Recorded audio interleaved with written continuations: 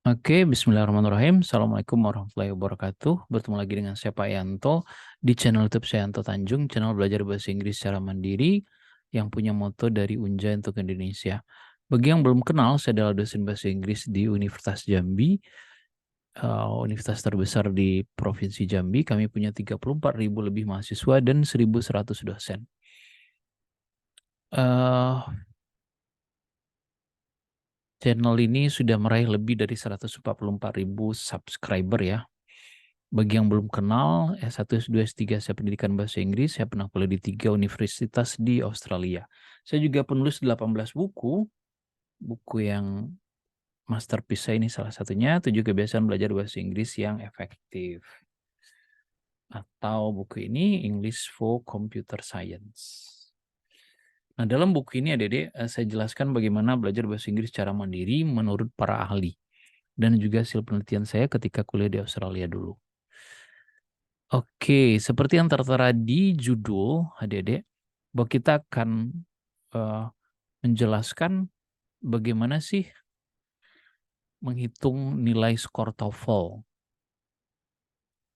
Dulu pernah saya jelaskan sepintas lalu, tapi sekarang saya mau berikan secara detail bagaimana menghitung nilai TOEFL. Kan TOEFL yang saya maksud di sini adalah ITP, yang PBT, yang tesnya adalah listening, structure, dan reading.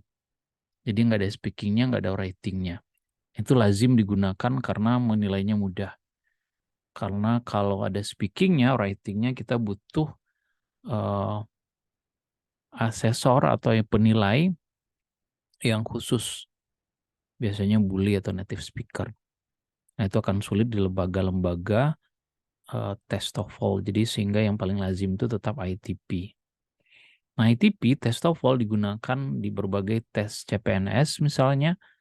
Setiap institusi kayak kementerian, mereka punya persyaratan tersendiri. Adik-adik bisa lihat sendiri, masing-masing kementerian ada yang menyarankan 400, 450, kemudian ada yang menyarankan 500, bahkan Kementerian Luar Negeri, kalau beasiswa ke luar negeri 525 yang ke Australia, kalau yang PhD-nya 550. Nah, angka-angka seperti itu bagaimana memahaminya? Nah, saya akan coba jelaskan adik-adik. Ini dia.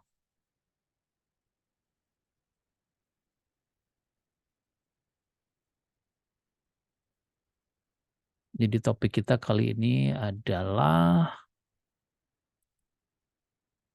ini ya. Kita akan menghitung skor TOEFL ITP. Nah ini, tes TOEFL ITP itu terdiri dari 3 bagian. Jadi ada listening, itu 50 soal. Waktu yang diberikan hanya 30 menit. Rata-rata satu soal itu untuk berpikir itu 10 detik ya. Sedangkan structure dan written expression itu soalnya ada 40, waktu yang diberikan 25. Rata-rata waktu yang diberikan untuk satu soal 40 detik. Sedangkan reading itu soalnya 50, waktunya paling banyak diberikan, 55 menit. Artinya satu soal itu lebih dari 1 menit. Nah, ini penting untuk memahami ini dulu supaya Dede paham strateginya. Misalnya kayak listening, ketika soal nomor 1, nomor 2 dibacakan, nomor 3 dibacakan, ketika nomor yang bersangkutan dibacakan, Dede sudah harus menjawabnya karena hanya diberi waktu berpikir selama 10 detik. Nah, itu yang harus dipahami. Jadi jangan sampai soalnya sudah nomor 5, Dedek masih berpikir nomor 1. Artinya nomor 2 sampai 4 pasti salah. Nah, jadi soalnya jumlahnya 140. Waktu yang diberikan 110 menit. Nah, nanti kalau dia totalnya dikonversi, kalau Dedek salah semua, itu masih ada angkanya. Jadi misalnya listening salah semua, dari 50 soal nggak ada satupun yang betul, 0 misalnya. Kemudian ini structure juga 0, reading juga 0, maka masih ada nilai 217. Nilai tertinggi itu 677. Jadi kalau ada yang bilang nilai TOEFL-nya 850 berarti dia bohong. Mungkin tesnya di planet Mars atau di Pluto. Oh, Pluto nggak ada lagi ya. Nah ini adik-adik, tabel yang penting untuk memahami menghitung nilai TOEFL. Jadi tabel ada 4 kolom di sini. Yang paling kiri ini jumlah jawaban yang benar. Jadi kan soalnya paling banyak 50 tuh, untuk listening kan 50 nih. Untuk structure itu jumlah soal paling banyak 40. Makanya nilainya letaknya di sini paling tinggi. Jadi kalau 40 betul semuanya di structure, nilai DD 68 nanti konversinya. 50 juga sama. Listening juga sama, 68 nilai konversinya. Kalau betul ke seluruh soal. Sedangkan reading 67. Nah, terus gimana menghitungnya? Jadi cara menghitungnya, lihat jawaban kita yang benar dari 50 soal listening misalnya, nanti tinggal konversi ke sini. Kalau betulnya 47, berarti nilai konversinya 65. Kalau 45, berarti 62. Kalau 25, berarti 48. Kalau 20, berarti 45. Nah ini simulasinya ya. Ini contoh. Misalnya dari jumlah jawaban yang benar itu listeningnya 30 dari 50 soal. Artinya 20 soal salah. Kan banyak tuh. Strukturnya jumlah soalnya 40. Berarti yang salah berapa? 12 ya. Ya kan? Jadi artinya adik-adik salah 12. 12. Nah ini. Salahnya 12. Reading adik-adik benarnya 43. Artinya salahnya berapa? 17 ya. Salahnya misalnya 17. Karena enggak, salahnya 7. Sorry. Iya, salahnya hanya 7. Berarti ada nilai tertingginya pada reading. Karena listening salahnya 20, structure salahnya 12, reading salahnya 7. Nah nanti, ini kan listening ya. Jumlah yang benar tadi kan 30 nih. Dari sini diambilnya. Maka nilai konversinya adalah 51. Konversinya dari mana? Ya dari sini. Kan tadi 30 nih. Nah 30 kan. Kalau 30 ini berarti, sorry. Kalau 30 ini berarti nilainya 51 yang sini. Nah ini dia. Gitu kan? Balik lagi ke sini. Sedangkan nilai untuk structure betulnya 28. Konversinya 52. Mari kita lihat balik lagi. Jadi 28. Ini dia. Mana 28? Ini dia. Ini 52-nya. Diambilnya dari sini. Kenapa? Karena ini structure. Gitu. Sedangkan reading ada di betul 43. Lalu nilai konversinya 58. Mari kita cek lagi. 43 loh ya, betul jumlah betulnya kan 43. Ini dia 58. Nah, gitu. Begitu cara menghitungnya.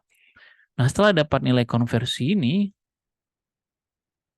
51, 52, 58, maka kita jumlahkan. 51 tambah 52 tambah 58 jadinya 161. Nah, 161 itu dibagi 3. Karena kan sesinya ada 3 ya. Ada listening, structure, dan reading. Nah, 61 dibagi 3 jadinya 53,7. Nah, lalu dikalikan 10. 53,7 kali 10 ya 537. Jadi total nilai TOEFL ADD 537. Nah, 537 sudah bisa ikut seleksi tes CPNS di Kementerian Luar Negeri. Bisa juga seleksi beasiswa ke Australia. Karena kalau ke Australia yang AAS itu, Australian Award Scholarship itu syaratnya 525 untuk mendaftar. Kalau PhD-nya 550. Dulu saya dapat beasiswa yang ini, beasiswa yang paling bergengsi menurut saya di Indonesia Raya. Nah, jadi begitu cara menilainya. Ini lagi-lagi tabelnya. Artinya, Dede kalau punya target 500 untuk listening, cari aja angka 50 sini ini. Untuk listening minimal betulnya 29. Nah, gitu. Gitu kan? Sedangkan untuk structure, ini dia angka 50. Angka 50-nya ini, nah, berarti minimal 26 structure. Sedangkan reading angka 50-nya di sini berarti minimal betul 33. Jadi listeningnya 29, structure-nya 26, dan readingnya 33, maka dapatlah angka 500. Nah, gitu. Kalau dapat 600 gimana, Pak? Nah, lihat aja angka 60. Berarti 43 jawaban listening betul. Kemudian 60 di sini, 35 untuk structure. Kemudian di sini berarti 45 untuk reading. Nah, pertimbangan nilai TOEFL itu tidak ada pengurangan nilai ya. Jadi jawaban yang benar langsung dihitung, langsung dikonversi. Tidak ada itu kalau benar dikalikan 4, salah dikurang 1, tidak dijawab 0, nggak ada kayak gitu. Itulah kenapa disarankan berkali-kali supaya menebak jawaban kalau tidak tahu. Ya. Jadi jangan sampai di skip atau dibiarkan kosong. Itu strategi yang keliru. Nah, bagaimana hubungan skor yang diperoleh dengan tingkat penguasaan bahasa Inggris seseorang? Nah, ini dia tabelnya. Bukan tabel sih, tapi kelompok pengelompokannya ya. Misalnya tingkat dasar itu mulai dari 310 sampai 420. Jadi kalau syarat lulus sidang skripsi itu biasanya 400 ya di banyak universitas. Artinya hanya diminta tingkat dasar saja. Nah, gitu.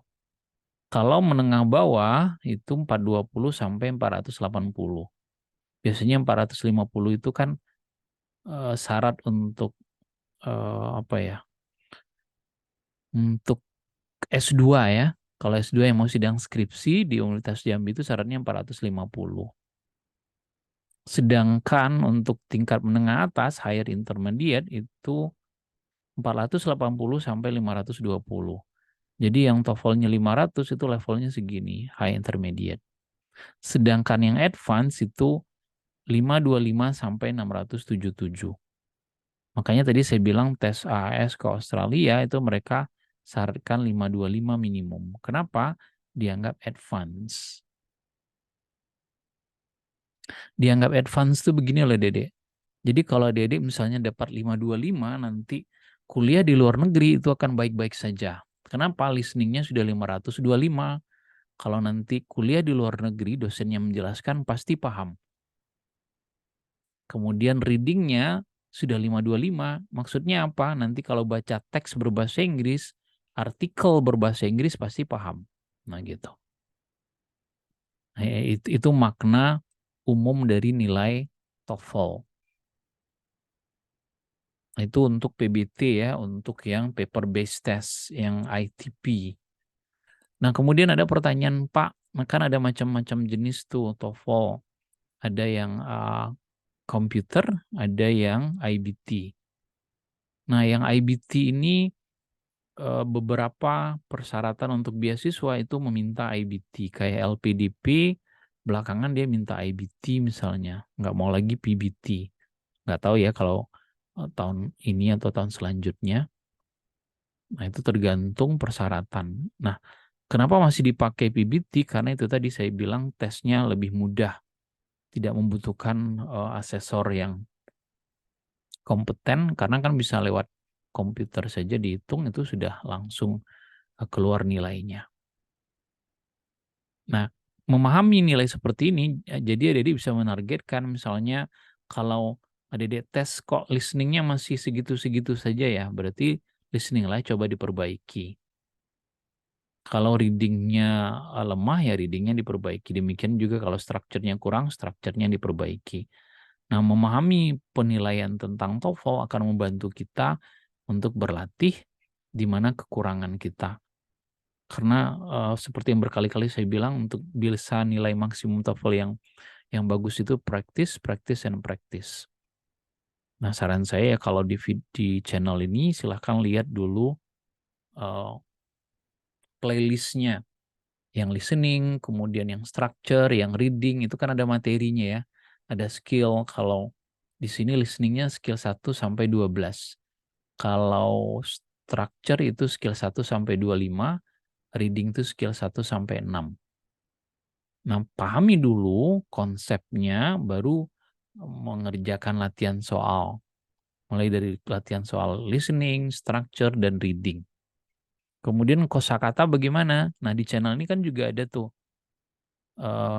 belajar vocabulary bagi pemula. Nah, itu sudah saya jelaskan sekitar 5.000 kosakata ya. 600-an baru yang selesai. Nanti kalau ada waktu saya lanjutkan lagi. Jadi 600 kata pertama dalam bahasa Inggris, artinya yang sering digunakan dalam percakapan sehari-hari di buku teks maupun di tes TOEFL, IELTS maupun TOEIC misalnya. Oke, demikian penjelasan dari saya. Kalau ada pertanyaan silahkan ditulis di kolom komentar. Mohon maaf atas segala kekurangan. Terima kasih atas segala perhatian.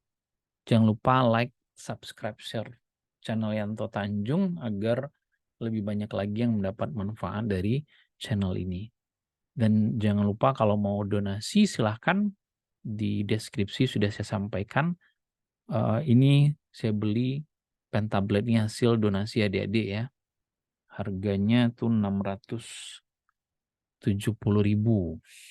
Jadi sumbangan adik-adik saya belikan itu supaya mudah dalam menyampaikan materi yang ada di channel ini. Oke, billahi taufiq wal hidayah. Assalamualaikum warahmatullahi wabarakatuh. Bye-bye.